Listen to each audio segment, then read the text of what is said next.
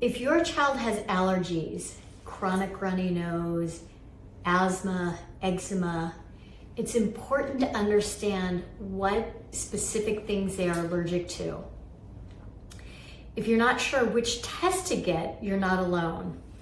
It can be overwhelming to navigate which options are best to give you the information you need and what to ask your pediatrician. Today, I'll guide you through the testing process I use in my private practice so you can advocate for your child and move with more confidence as you're understanding their illness and helping them get through to the other side of it. My name is Dr. Sheila Kilbane. I am a board-certified pediatrician in Charlotte, North Carolina, and I've trained in integrative medicine or holistic medicine. I help parents get to the root of their child's health issues. If you're new to this channel, subscribe below, join our email community, and share this information with anyone you think might be helped by this. Today I'm going to talk about how to test for allergies and what I do in my practice. When it comes to, and I'm just going to talk about environmental allergies today, we're not going to get into food. When it comes to allergy testing, the main ways to look are skin prick test or blood work. World Health Organization considers them to be equivalent. So I love to use the blood work in my practice, especially if a child has eczema. There's newer research that shows that eczema, when the skin is not intact, that can contribute to inflammation in the gut. And if your child has eczema, I have seen skin prick testing create an eczema flare. So when it comes to testing, we can use blood work, and it's called a serum IgE blood test. It's an environmental allergy panel. It gives you all of the specific allergens. So we have indoor allergens, which are cats, dogs, cockroaches, dust mites, and mold. Mold can be inside and it can be outside. The outside allergens are trees, grasses, weeds, mold. And what I get is we get all the specifics, and then we also get a total IgE so that we can look at the bigger picture of what's going on. For example, kids with eczema, their total IgE may be very, very high, and that's par for the course. So as we're working with the integrative process, we start to use nutrition and supplements and medications to bring the inflammation of this system down, which ultimately helps with their allergies. So the other testing, I not only do this, and if it's easy, if you already have skin prick testing, great. Let's look at what the testing is and make sure we're doing what we can to decrease your child's exposure to those allergens, and that will be a different video. Other tests that I use for allergies, I do a CBC with DIF, which means differential, and there's a cell line called the eosinophils.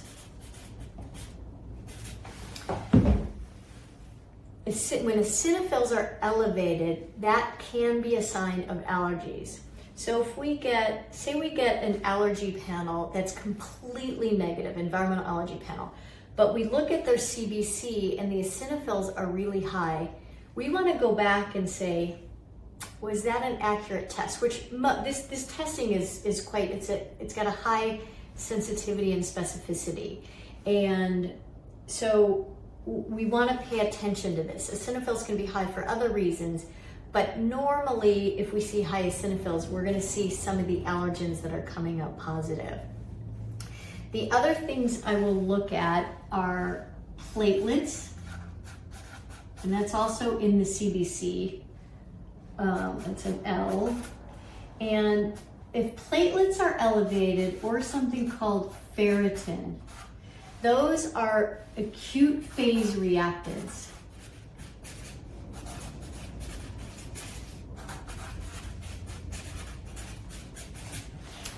And that means that we could have something going on, like maybe we have a virus going on and it's not that bad, but when we went to get the blood drawn, your child, had a little bit of an illness. So these will be elevated. That just gives us a sign of what's going on in their body and also how we can better support them. The other thing that we will do, since I do integrative functional medicine, I will do a urine mycotox on children. That's more so looking for potential mold exposure through a water damaged building.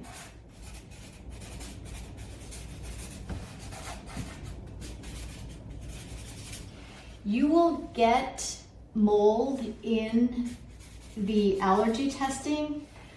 It's a different pathway, generally speaking, of inflammation versus the kind of mold that you can get exposed to through water damaged building, right? We have mold everywhere. We have mold in leaf piles, all kinds of places. And that's not the kind of mold that we would be looking for in this. And this urine mycotox is not something that we do in conventional medicine or that I learned in conventional medicine. It's more of a specialized test. It's not cleared through the FDA, so we use it with a grain of salt as we're interpreting it. Mostly, the most important thing to do, especially if you're not going to do this testing, is you want to do a good thorough look around your house. Do you have any water damage? Is there moisture? Are there any musty smells? Have you ever had a water leak? What does your crawl space look like? In Charlotte, North Carolina, where it's really hot in the summertime, we see a lot of kids who end up getting sick in part because they're getting inflammation or exposed to mold through the crawl space that may be in the HVAC. So you want to be careful looking at that. This is it's more difficult to test for that. That's why we want to rely on a good environmental history and taking a look at your house.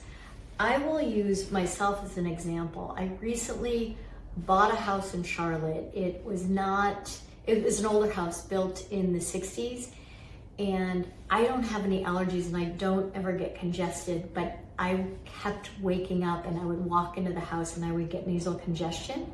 I also I've got impetigo twice that I had to treat with a topical antibiotic. So I didn't test myself. I actually tested the house in that situation. And I share that with you because if your child is getting chronically congested or they're getting flare-ups of their asthma or their eczema and the allergy testing is all negative, we want to make sure that we're looking at other pieces of the puzzle because we want to be as specific as we can to pinpoint what is triggering the inflammation so that we can be most effective at decreasing their exposure to it. And there are different ways. I have a table in my book. So my book is Healthy Kids, Happy Moms, 7 Steps to Heal and Prevent Common Childhood Illnesses. You can get it anywhere books are found. And in the first 10 chapters, it's all the science. And then I've got the second section is the how-to. And I walk you step by step how to use nutrition and then how to use supplements to support your kids' systems. And I have a table that it's about food. It's the 5 ways food creates inflammation. And I know I said I'm not going to get into food here, but the table, it is applicable to environmental allergies because there are different ways allergens can create inflammation in the body. So these are going to be the main ways to figure it out. Again, if the testing is negative, keep digging so that you can figure out what is triggering the inflammation. Thank you. I hope you enjoyed this video. If you found it helpful, please share it with your friends and anyone you think will be helped with this, and subscribe to the YouTube channel. And if you feel like you need testing or more in-depth help, absolutely reach out to my practice. You can schedule a call with our patient care coordinator. And we also have a wonderful health coach that if you are not in North Carolina, she can work with you to help decrease inflammation using nutrition and using some key strategic supplements. Thanks so much.